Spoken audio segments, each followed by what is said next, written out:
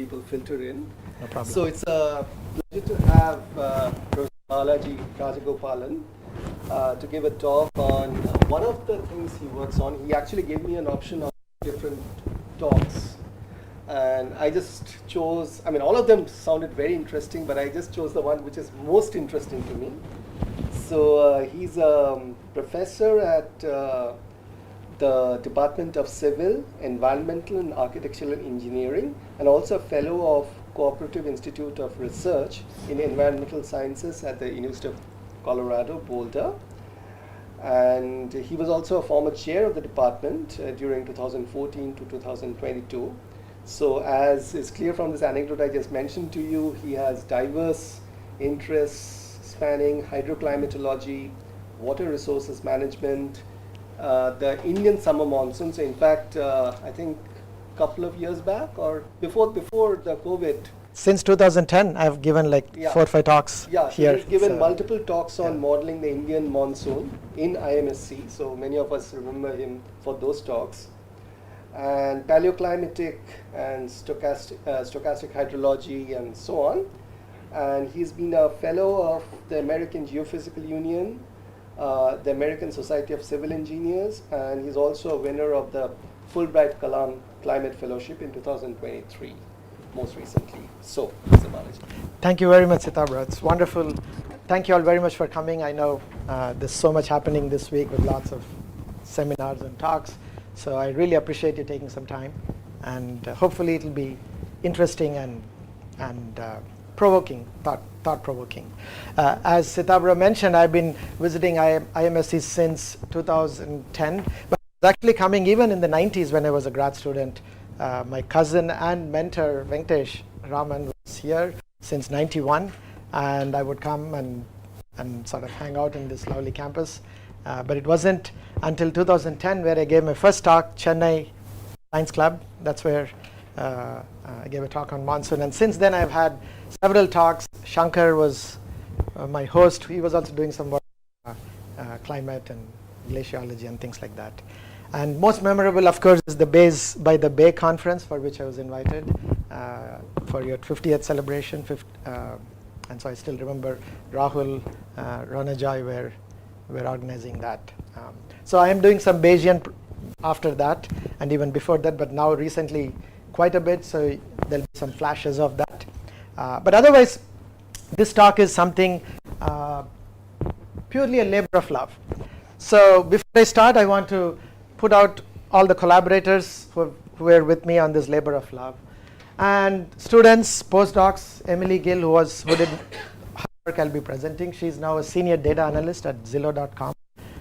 Alvaro, who's a faculty in Chile, and so on. But 2 people I want to call out are Peter Molnar, with whom I worked since 2009. He passed away 2022. I'm still emotionally raw to still know that he's not there. We were working until like the day before he passed away. He died of cancer. And he won the Crawford Prize. And since there are students in the audience, I want to say that he's one of the most fascinating, amazing individual I have come across, and I was lucky to interact with him. The Crawford Prize is at the same level as Nobel Prize. You can Google up. And the work I did with him on Tibetan Plateau and monsoon was featured in there. He's such high caliber. He's one of the 2 people to decline National Academy membership, the other being famously Feynman, who gave up his National Academy, and Peter Molnar is another one. The one other I want to point out, he is the real doctor. That's why I put doctor against his name. Unlike others all have PhDs. He's an anthropologist and a nephrologist, one of the leading kidney doctor in our. And the work I'm going to present is love that came out interactions with him, and Peter was the one who initiated me to paleomonsoon. Until then I have no idea what was paleomonsoon. In fact, even before that I only knew about monsoon. It rains from June to September, that's about it. But it was Peter who really initiated me into all of this. Also taught me how to ask good questions, something that's very important. Rick is again a fascinating character. As you can see, his undergraduate is anthropology before getting to nephrology. And last, I would say 5, 6 or 7 years, every Friday we have a Zoom call 2 o'clock, and he would appear with his scrubs on after seeing patients, and simply to shoot the breeze on the topic I'm going to present. So it is that kind of passion and curiosity, just the joy of learning is what I take away from these people, and I hope to transmit to you all. He's also written wonderful books on fat, switch, sugar. He's one of those rare doctors who's not just, okay, I have to take care of patients and give medicines. Any condition, he always looks at what is the anthropological, what is the evolutionary question here? And that leads to fascinating places. So again, if you Google him, you'll see tons of popular press articles. So with that, let's get started. So the talk is about migration, how people moved. And humans have always been a very restless bunch all the way since time immemorial. We have been moving, okay? And we still keep, now we can move even more efficiently. And this is when we were talking when the movement was you have to just walk. And humans moving has not always been good for the planet. So we've always been, wherever we move, we kill things, decimate things, and that's pretty much the record. And as you can see, the mass extinctions of ecology, and now we do it even more efficiently. And by the way, on the side, that's a wonderful book. If you have read it, if you haven't, please get it. It's I am plowing through. It's such a fascinating and interesting book by Yuval. He himself is an excellent speaker, very soft and extremely captivating. So these are all ideas from that. And that's moving is mostly hunting, gathering. Up until 10,000 years ago when agriculture took hold. And so here is a picture showing where it took hold and where it's thought to have happened independently. And again, South India is one place where independent agriculture happened. Once this happened, it completely changed things, and it took these ecological impact and footprints that humans have to another level. Because up until here, people were just eating and gathering and hunting, eating lots of things, different things, diverse biome and biota and stuff. Once you start agriculture, you put roots. That means you have to clear the land. And you spend your entire life eating maybe 2 or 3 grains and you die. Whereas here you were eating a whole bunch of rich variety. So it's interesting genetic evolutionary advantages that happened here and also happening here. So the interesting question is, did we tame the plants, or the plants tame us? They're simply another pollinators to serve the cereal masters. Okay, so that's an interesting question that you all asks. But this is where we are. So once you have agriculture, societies form because you put roots. So you got to now live in groups. You got to start cooperating, competing for resources because everybody wants to eat the same 2 or 3 grains. Whereas here, no problem. There's plenty of food. Everybody can around and wander about. So that changes humanity in a really profound way. So that is one big sort of in our evolution. Again, if you look at where or when they sort of collapsed or declined, you see it all sort of came up and declined somewhere around 3,000 to 6,000 years before present, which puts us right sort of in the Holocene time window. On the right side you're seeing is typically what happens in the last 300 years, which is sort of a good snapshot. Temperature is the first line, agriculture production second, food price, population size, war frequency. So as agriculture production goes up, people are happy, population increases, people feel less incentive to go fight with each other, as opposed to when production declines, then of course everybody is competing for the food, right?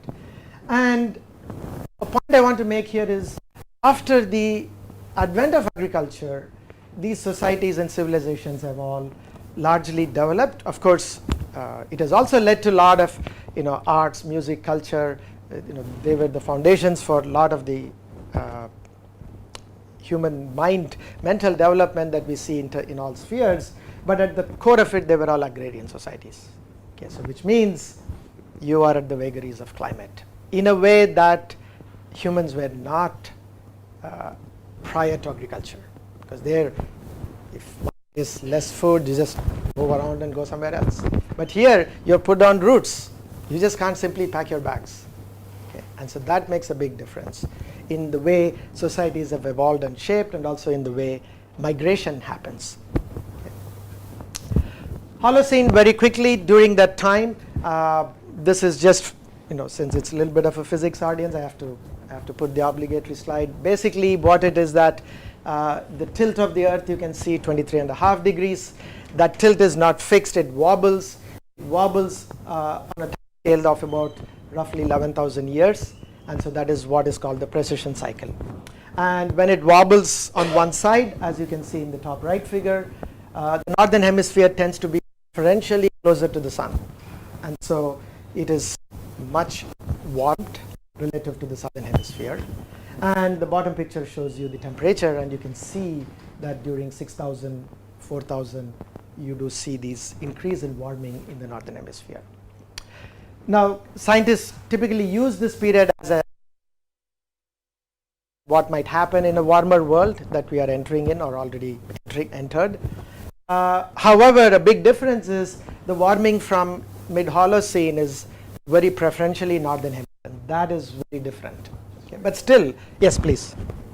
So whatever happens to northern hemisphere should happen to southern hemisphere. Yes, it does. 11,000 years later. No. Once the wobble is in one side, then until it comes back to the other side, you will be there. 6 months later, southern hemisphere. No. 6 months later, the southern hemisphere faces the sun. But if this wobble, the 23.5 degrees is sort of oscillating, you preferentially get closer to the sun, the northern hemisphere. Yes, we can chat on that. Yes. So the northern hemisphere tends to get warmer. That means summers are intense. That's all. So it doesn't mean southern hemisphere doesn't get summer. It's just that northern hemisphere summers tend to be more intense because they are facing the sun. And then when the wobble goes the other way, then the southern hemisphere is facing. By the way, this precession is, it's very slight. It's not like a complete oscillation. So, okay.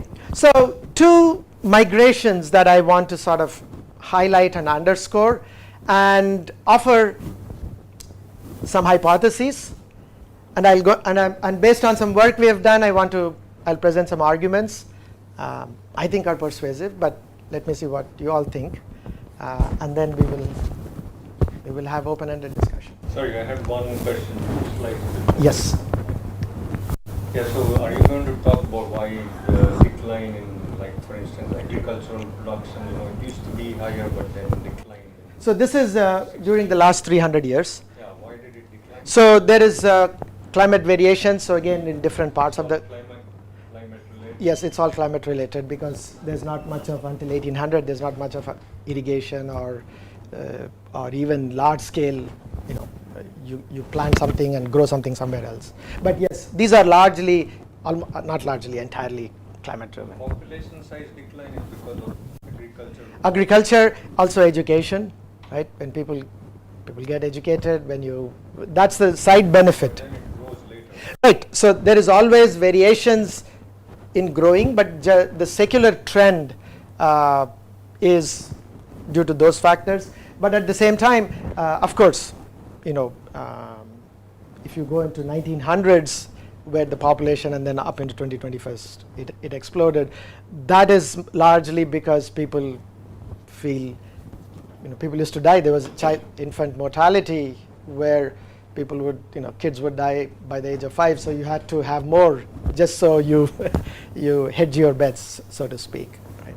But overall, historically, if times are good, people want to procreate and have more babies. If times are less, you are just surviving yourself and you're not thinking of bringing more life forms into the world. Okay, so the Indus civilization, which I'm sure there's tons of work, there's lots of papers, coverage, and I'm sure you're all quite familiar. So this is a civilization that happened along the Indus River. Northwest India, Pakistan, Afghanistan sort of is the place where this happened, and the 4,000 to 5,000 years before. And then the late phases sort of 4,000 to 3,000. So that's where the decline happens. And you can see the dots are all the settlements which span the entire stretch of the Indus all the way into western Gujarat, into Kutch, whereas when it was later, the settlements moved towards the Indo-Gangetic plains and then sort of diminished. So this is the picture of the monsoon that happens, that we are all quite familiar, although this is the southwest monsoon, not the northeast that comes here. But the monsoonal winds turn just off the coast of Oman before getting onto the land. And then you see the Himalayas. So the yellow is the moist laden winds that the monsoon wind, moisture is precipitated, the air gets cooler, and then it has to sink. Where it sinks, usually it's in the Middle East, you end up with drier climate. So, and then this happens for 4 months, June to September. And where it happens, how it happens, dictates much of the rhythms of socioeconomic. Okay, so this is one. So the question is, why did the rise and fall happen? When they had water resources, the Indus River was the main, but then the settlements that were away from the river were all having to survive with not a lot of water. So which means there were at least enough water to survive. So that's important. So the second I want to point out is the trade that the Indus people were having, robust trade. And we also did some work, and I'll briefly mention. And you can see the trade that they were already having with Central Asia, all the way, Mesopotamia.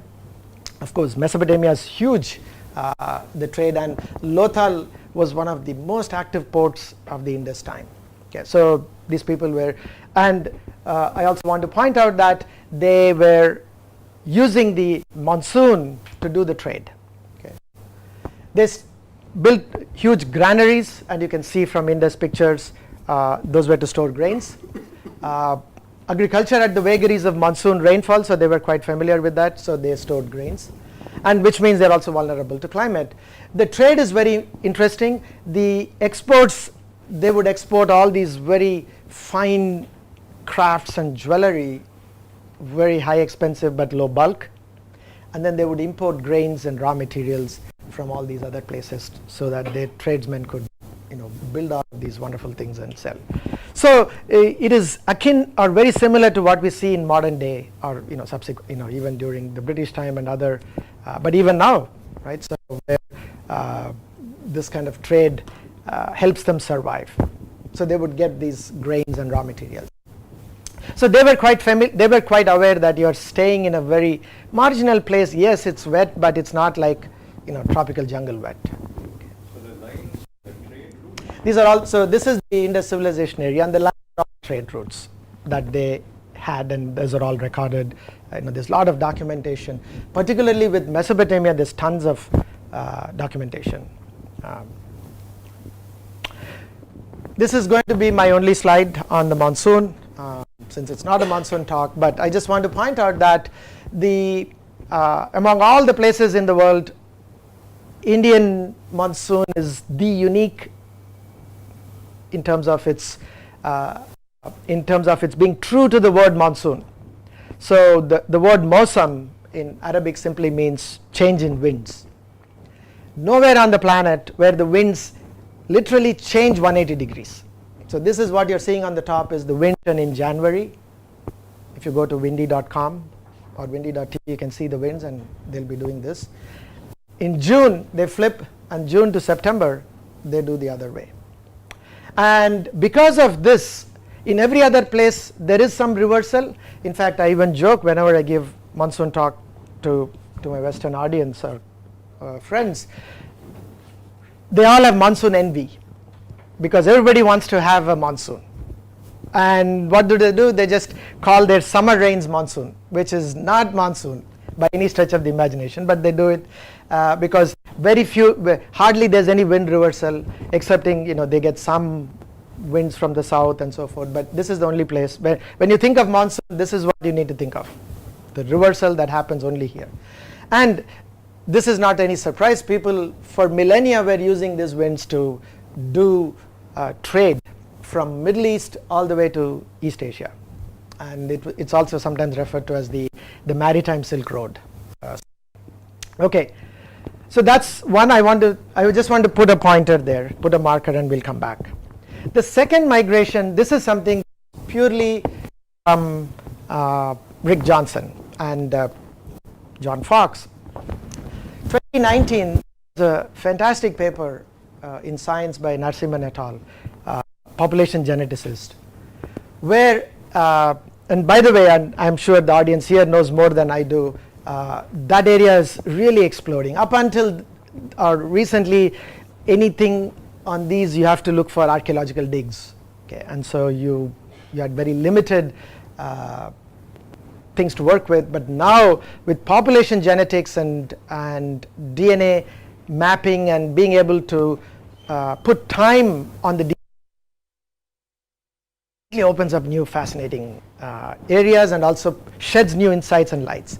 So this was something that Rick came to, and this paper came. So this groups in Central Asia called ENIS. This is from their paper. It's a pretty long paper, and few things that come up with this group. One is that they were some of the early to domesticate cattle, horse. Milking was very popular, or started from there, and they also built chariots. And this is something we'll come back in our hypothesis. This is a picture of the time backwards, and then an estimate of precipitation. And you can see that around 6,000 onwards, there's a decline in precipitation, and it takes a precipitous decline around 4.2, which is the well-known sort of 4.2K event. Okay. And this decline led to droughts, and then so that's one hypothesis that is kind of generally people gel around. Second piece that Rick came with is he's a doctor, so he's more interested in lactase persistence, okay. So or lactose intolerance. There's this enzyme called lactase which helps break milk which has lactose into sugar, and that's help in digestion, which happens a lot when in infants and babies, where lactase is present in large, enzyme is present quite abundantly. But as you age, that drops off, and people don't process milk very well. And if you don't, then you get bloating, diarrhea, and extreme cases even death. But some populations continue to have this lactase persistence, which is due to a mutation, quite excitingly named 13910, that is found in a lot of, and so the maps that you're seeing on the top are lactase persistence, and you can see it is there quite a bit in Western Europe, Northern Europe, and it sort of tapers off at actually sharp gradient when it gets into India, particularly East and South, and then all the way to East Asia. So this was quite fascinating, and this mutation, by the way, this persistence includes both. There's one more mutation that also helps, but this is the major. And there's also some mutation from Africa they found which also helps in giving that lactose tolerance. But particularly for Indians, and there's tons of papers you can find all the way from 1981 where they've done studies where North Indian populations or groups are much more, have lactase persistence. So the question is, if this is likely to have come, and not only that, with the genetic pathway in the population genetics, they can also tell at what time this particular mutation took place, and they seem to be pegging it around this time. And further, it is thought to have likely originated from that group in Central Asia. Okay, so the fascinating next question is, the people in India who have this, did they get it from them? If so, when did they come, and what was that migration look like. Okay. So that is basically sort of the, go ahead. Sorry, what is the right thing? What is the mutation? What is the connection? So this one is the persistence as a whole, which is basically coming from this particular mutation, and there is another mutation which also lends persistence. So this includes both of them, and this is the dominant mutation that is pulled out to show, and you can see the dominant persistence particularly over India's in the north and west, and literally nothing. And there's some interesting, I have some interesting observations. We can chat more after the talk, but yeah, go ahead, sorry. So the people who moved, are they in significant numbers to influence? Yes, so those are the questions. Way or what? Okay, good. That's exactly what my question was, for, in addition to what, and how did they move in large numbers. And of course, it's not just they moving, but they also have to mingle with the local population. There were people living there, and all of those. That's where the, okay, so what's the plot? So this is the stage. What could be the potential reasons for rise and fall of the Indus? Okay, so that's obviously already, I'm sure you know of a lot of reasons and ideas. The second is, why were these migrations from Central Asia happening? Okay, when they were there, the steppes is vast expanse of farmland they could do, which they were doing, and suddenly they decide to just pack their bags and move all over the place. I mean, not suddenly, but over a period of time.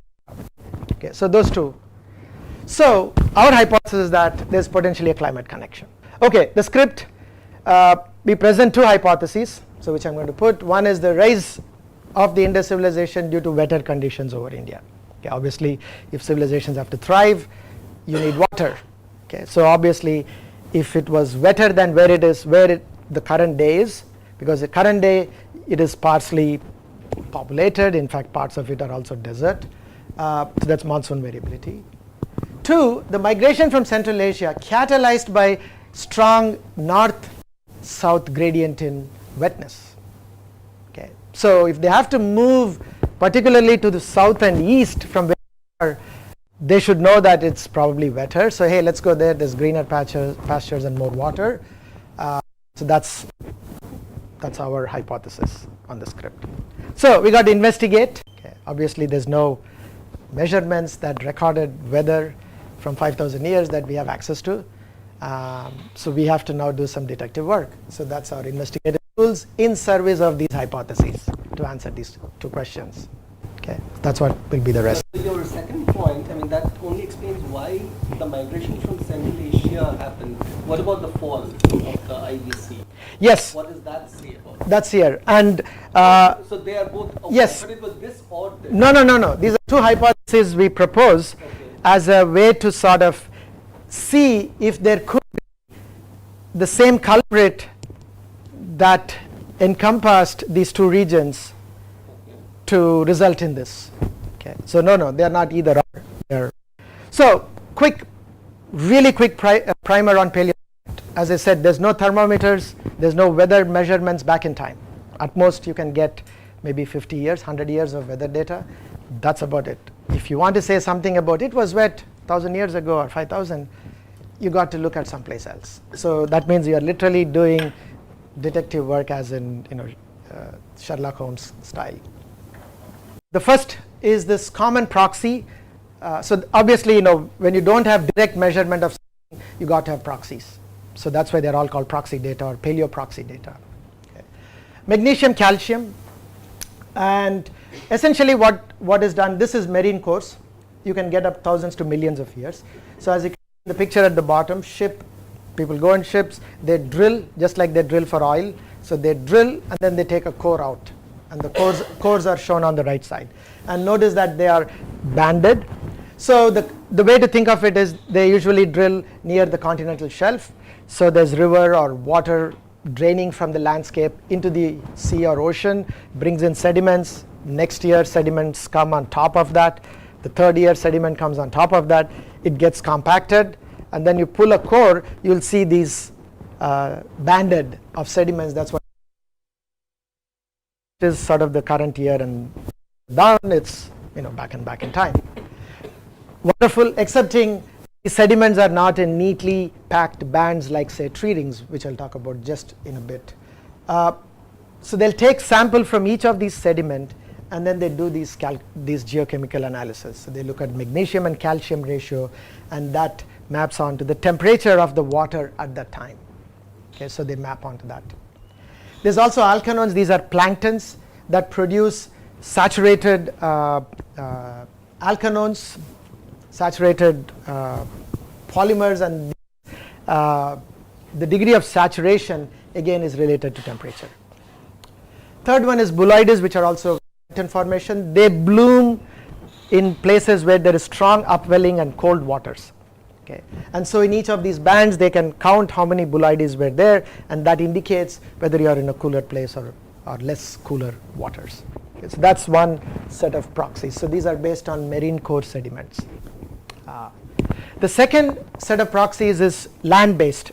Okay. Temperature, precipitation, well, that's great, but so what happens is in the caves where water drips, as they drip, it leaves a band of calcium carbonate, then next year water drips, so you get these scales, and you can look at samples from each, and you can calculate the oxygen isotope, preferentially evaporated. Obviously, you need less energy to bring it out, so the ocean is laden with the heavier isotope. And as it precipitates, similarly, the lighter one precipitates, and so on, all the way to the pole, where what you see in the poles is much, much lighter. Okay. So looking at the del O18 will tell you whether how much you precipitated, because the heavier ones get precipitated. Okay. So that's what this is. Usually, this will give you an indication of precipitation. Last is the pollen.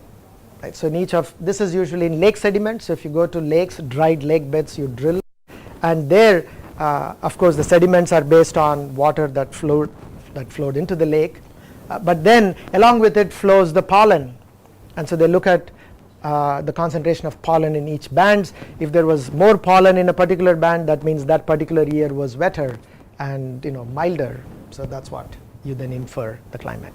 So you can see how it is painstaking, but at the same time it's also quite fascinating to sort of try and connect. And then the last is of course the data, tree rings. These only go for hundreds to thousands, and I do quite a bit of work or use some of this data on the Colorado River, which goes up to 2,000 years. You can reconstruct flows, drought indices. The nice thing with the trees are they are like a time marker. The outermost ring is current year, and then they come with a timestamp. So you can easily look at the ring width. Wider the width, that means it was quite good in that year in terms of water and sunshine. And are the last where you can also similarly look at strontium and calcium. They tell you the temperature of the water in which the coral was in that particular year. All of this you can get it from these sites. They're all free. So whichever country groups go out and collect this data, they are which you can find in NOAA. And so this is fantastic database that's available. The Marine Corps in particular is coordinated through World Drilling Ocean Drilling Program. So everybody who goes out, drills, they write a paper. After that, the data is all contributed. So who maintains? Okay, this is the ice core. So once we know what the data sets are, then I'm going to show you some evidence from just these proxy. Okay. Ice cores, you can just go. This is I want to say this is Greenland ice core. There it is. And with the Greenland ice core, again, oxygen isotope. Remember, it precipitates, so you can tell how wetter it was. They can also convert that into temperature. And so here is the Greenland ice core in early Holocene, 0 kind of where we are, and you can see the various markers along the way. Right, 8.2 K event, the 5.9, the Holocene climate optimum, the 4.2 event, medieval warm period, and also the little ice age. You can see in all of that. Again, the problem with this is great, but it's just one point. Okay, it's somewhere in Greenland, and from there you have to literally just think of it as you are in a dark room, you touch one part of the elephant, and then you have to talk about the elephant. It is something, but it's not great. Thousands of years before present. Yeah. 0 to 11. Yeah, So that it's 11,000 years. this one directly maps onto some temperature. Temperature, yes. Which you're going to show, or Yeah, no, I'm just showing all the evidence we've got for these two regions. And then I'll end with what we actually did in putting them all together. Bulloidis, this is a very good data set by Gupta et al. It came about a few years ago. Planktons, they grow where there is upwelling and cold water. So I showed you that first picture on the monsoon. And the winds are really strong at Omani. By people, societies in the past for all the trade. So if you blow wind strongly over ocean, that region has strong upwelling because the warm water at the top is pushed away. In its place comes deep cold water. So if there is more deep cold water, that means wind is strong. That means likely more rain over India. And so that is what is shown at the bottom, the Bulloidis, all the way from 0 to 12,000. Notice that at 12,000 there were lots, meaning strong wind, more rain, and then it's gradually declining.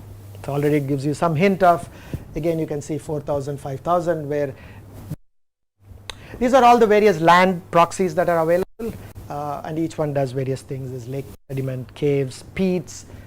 Again, in this business, since you don't have actual observations, you have to go and get whatever things you can get your hands on.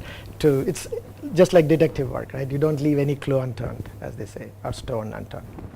Rajasthan, so I'm going to present evidence in both places. Rajasthan, from all these lake sediments, and this is way back by Gupta et al. There's lots of work done in the 50s and 60s where they drilled sediments in all these lakes, and they find during early to mid Holocene precipitation increased by about 50% from these lake sediments. These were, of course, you just drill one lake sediment and then you have to make an estimate, which they not very great in terms of estimation, but hey, that's the best you could do. Plenty of evidence here on different lakes. Again, putting them all together, you can see high levels of lakes, low levels, coinciding with the mature Harappan phase. So the lakes high levels. As the lake started declining, you have the low levels, and then the decline happens during this period. Okay. Central Asia, I'm going to present evidence. Same thing. There was a nice paper by Bini et al. All these are caves, speleothem records, and again you can see the 4.2K event. What's the speleothem? Speleothem is the stalactites, right? So as it drips, it's dripping from the rainfall that's falling in. When it drips, it leaves that calcium carbonate residue that year, and then the next year water comes in and it drips. So is it the tip of the stalactite? So you take the whole stalactite, you get bands year after year, and from each band you take material, and then you do a geochemical analysis of the del O18, the oxygen 18 isotope, okay, and that tells you an estimate of rainfall.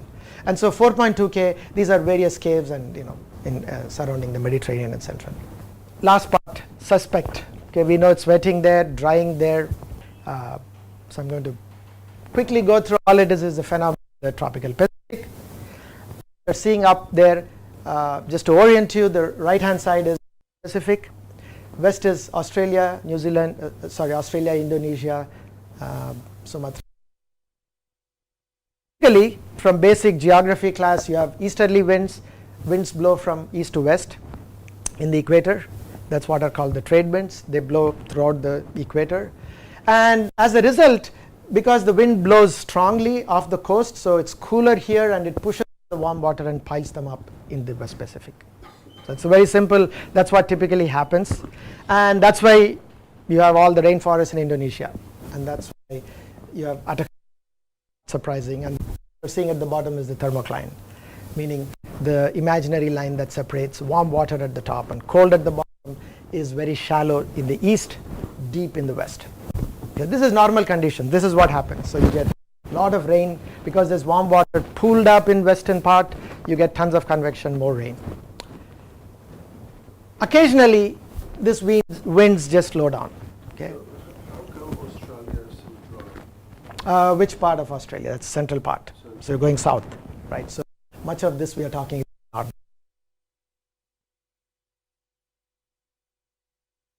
you get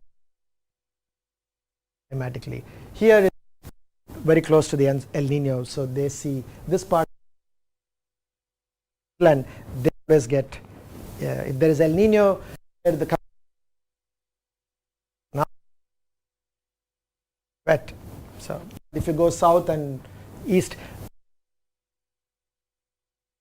that's why Perth and those areas are not very wet. So there's interesting, but this impacts when it happens on the right side, when the convection moves to the when the winds are just like, I want to take a break, they move to the central Pacific, and this leads to subsidence over India and less rainfall. So that's what it is in a nutshell to show here. That they also teleconnect to northern part of our sphere through what is known as jet stream. So this is a feature in the winter, which is right now. That's what gives the northern latitudes predict like in the west. Well, it's a different weather dynamics. Jet stream, and these jet streams are strong rivers of air that's very active from October, November, December all the way into March. Okay. And the jet stream dips north and south. If it is El Nino, the jet stream dips south, so which means southern US gets wetter, which right now is happening as we speak. California is getting battered by rains. This jet stream goes to Europe and the southern part of Europe, which is the Central Asia part.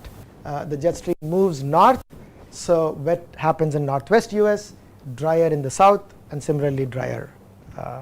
So this, what happens in the tropical Pacific has ramifications all over the world. In fact, my post advisor used to tell, if you have to play God with the global weather, he said, you don't need to do anything, just tinker with the West Pacific warm pool. That's all he would say. So if you just, play with that warm pool or weaken the warm pool, that means you weaken the winds, you push the convection, there's subsidence over India, India is in drought, Australia is in drought, suddenly you can disrupt the entire global weather. Okay. So the question is, fine, and this is the teleconnection, so if El Nino happens, this is what you expect, and notice on the left side is the El Nino and rain teleconnection. When there is El Nino, India gets dry, the central US, Central Asia the other way, or cooler tropical Pacific, it's dry and wet. Maybe during this time when all this migration was happening, perhaps the Pacific was cooler than what it is now. Okay, because if you can establish that, then everything else falls in recreations, because we know from modern climatology, teleconnections, that the tropical Pacific has this influence. Yes, we have, but imagine how big is the Pacific, and if you want to get the full field, you need tons of samples. Secondly, in the central Pacific, there aren't many places where you can core, because coring can only happen off the shelf of islands. Okay, and some of the islands, like the Galapagos and others, the shelf is very steep, meaning you get out of the shore, you are in. Whereas, like for example, if you get out of Chennai slow, until you get to deep ocean, it's like there's a gradual, it's like stepping into a tank. Okay, so if you don't have cores there, it's hard to reconstruct the entire Pacific. Also no, it's not difficulty, the sediments dissolve, right? So that's one problem, and that part is also one of the deepest parts of Pacific. That said, in the 2 slides later, the last one I'm going to show, we do get very recently a slide core from Line Islands, which is right on the dateline. Okay, relationship between ENSO and rainfall is well known. This is the temperature average over Central Pacific. You can create these indices based on sea surface temperatures. That's shown in the x-axis. Y-axis is all India rainfall, and you can see as it gets warmer, that means El Nino conditions, rainfall is less. As it gets cooler, rainfall is more. So this is very simple, and this relationship is very strong and robust, and you can see this in the last 100+ years of all India rainfall data, that all the droughts or low rainfall coincides with El Nino. The blues or the wetter conditions coincide with La Nina. Okay. This one is showing spatially how they are, and notice that I want to just focus on the top left. This is for the full season, June to September. If you cool the Pacific or equatorial Pacific, increase in fall, and you can see Northwest India increases 6. Okay, so now we are slowly trying to, get the culprit. All we have to show is if you can show that during that time when all this migration was happening, that the Pacific was cooler by a degree, you're in business. Okay, this is the correlation currently of the Nino 3 index, the Central Pacific temperature index with rainfall, and notice blue means negative correlation, meaning warmer Pacific, which is El Nino, less rain, cooler Pacific, more rain, and then you see the gradient. Okay, so that's good. So now all it needs is we have to now recreate or reconstruct the field in the Pacific. Okay. These are the marine cores in various places around the tropical Pacific. So, and as you can see from the West Pacific, around 4 to 6, they are warmer, and when you go to east, notice it's pretty cool during 4 to 6,000 years. So that's what we are focusing on. Okay, so individual cores are showing this, and people have written tons of papers. It's like, yeah, by the way, each one is a science paper in itself. They go drill and then they write a paper. The data is put in this repository.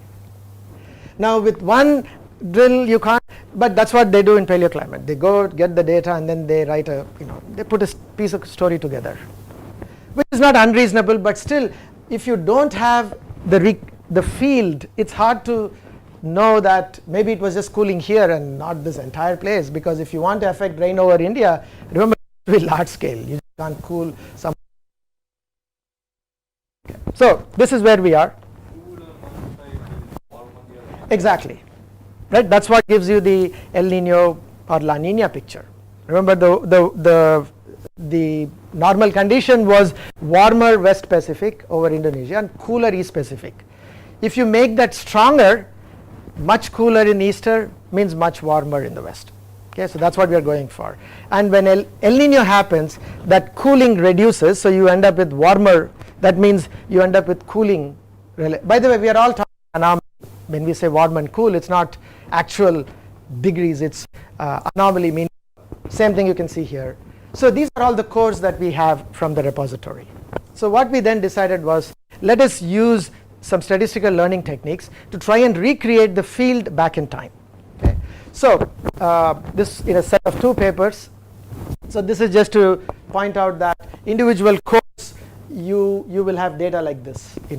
The core will have one value at say 2000, another value will be 2500, another can be 3000. Then this is my 2 slides I told you that this is your entire field, and we have data for modern time that goes from 1850 to present. I can talk a lot about how that data is generated, and then because they are orthogonal decompositions, each pattern you then relate them here. Y1 is a function of pattern of this is pattern of this is a function of this, pattern of second pattern is a function, and so on. Why? Back in time, say I want to do 4000, I have SSTs or temperatures at these locations, and I need to recreate this.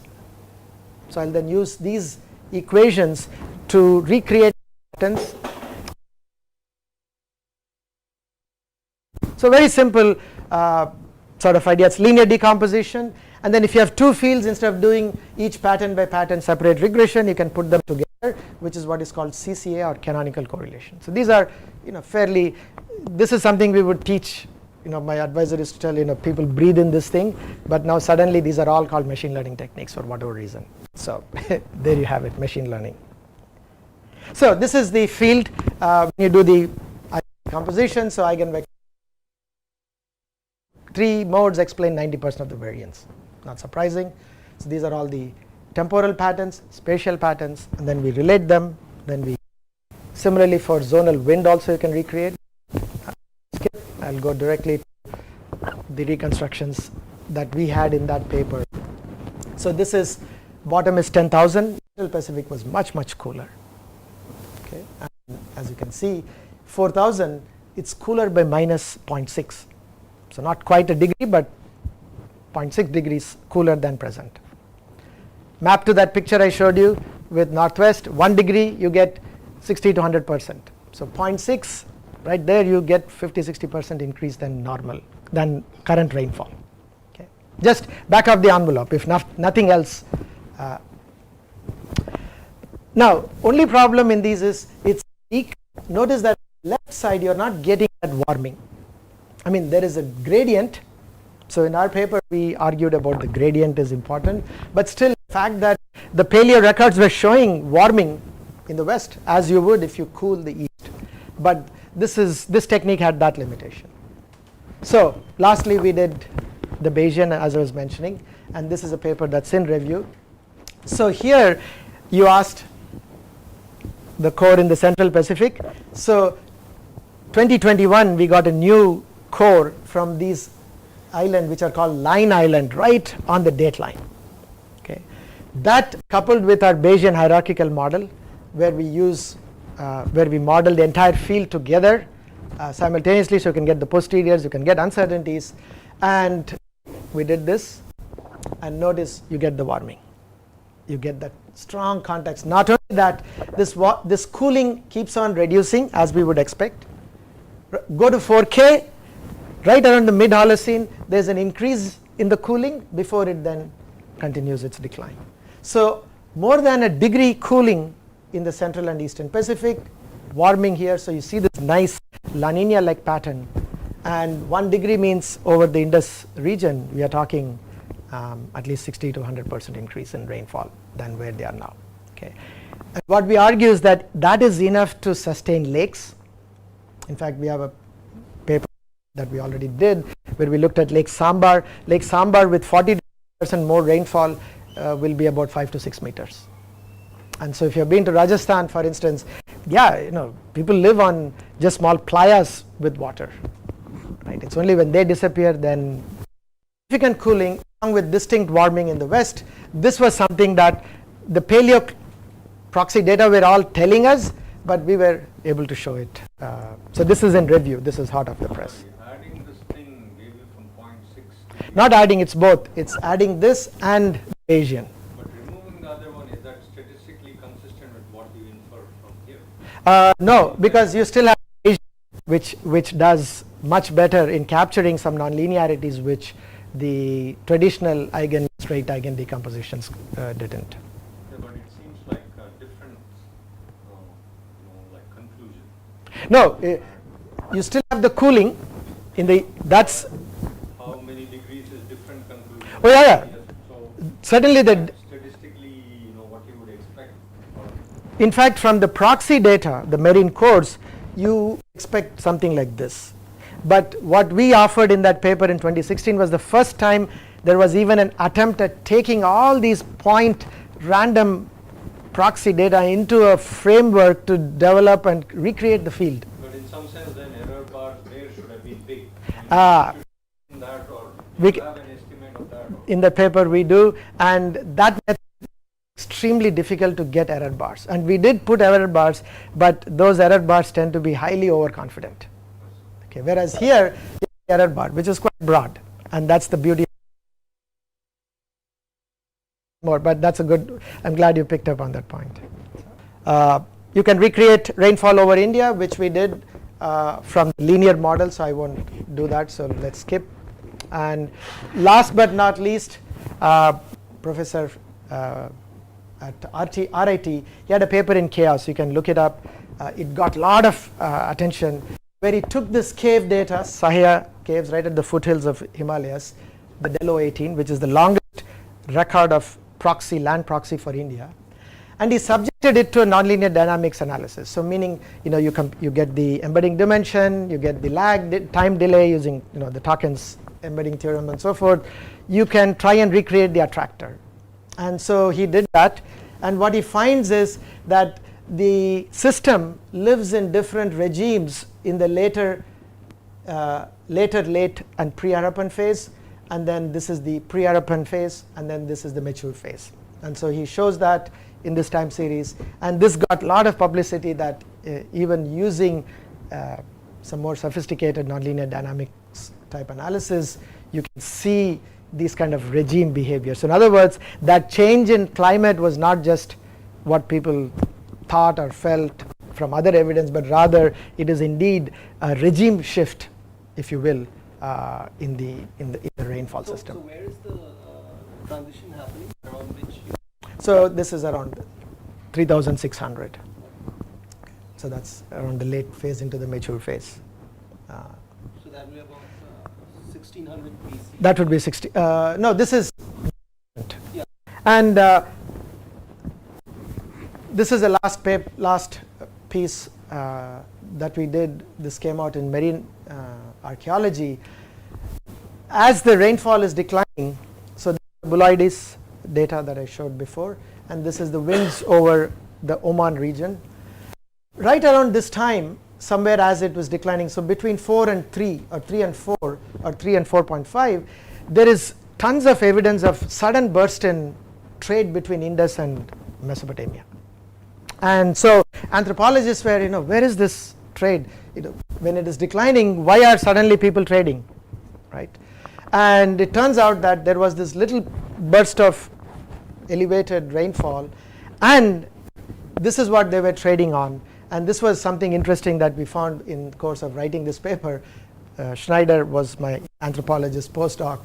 And interestingly, what they found was that led some of the Harappan settlements to switch from barley to more millet diet. So we were arguing maybe this is a market shift, economic adaptation to climate, which already happened in way past. Right? So again, the strengthening of those ties which are already there. And I was talking, on our way back from lunch, is that when you have these trade routes, that also gives that extra buffer against climate. Yes, they see it's getting drier, but yeah, I can hang around. Until totally hopeless and I have to leave, right? The reconstructions we did. This is just hot off the press. I did it just before coming to India late last year. And look at the bottom right is the rainfall reconstruction around 4.5 K, significant decline in Central Asia, increase, and this is percentage increase from present day. Again, you see that strong gradient that we were talking about. This is the modern day climatology, meaning the average rainfall. You can see the Western Ghats blue, Northeast India blue, and then the Deccan Plateau. Again, the Indus region is pretty red, barely 50 millimeters per year average. Okay. So strong gradient in precipitation between Central Asia. And you see this in temperature from climate models as well. Again, all showing same. Temperature is interesting. You see pretty warm temperatures in central and northern. This is also partly due to that Holocene, the precession cycle. And notice how cooler North Africa, India is. So that gradient in temperature coupled with the gradient in precipitation. Okay, and you see this in North Africa as well. So to leave you, here is what we come up with. So the plot clears somewhat, but it also thickens because it raises some new questions. So when and North Africa, concurrent with warmer Central Asia during mid-Holocene, likely prompted or hastened the Yamnaya migration. And we posit that the migration to at least South Asia likely occurred through the southerly route through the Caucasus, but that's where I showed you a lot of the wetness is happening in North Africa. So it is probably more, and there's also other anthropological evidence that it is likely more southerly route. Of course, all the other things of social, cultural, linguistic, all necessary we need to find out. They raise new questions of all of these.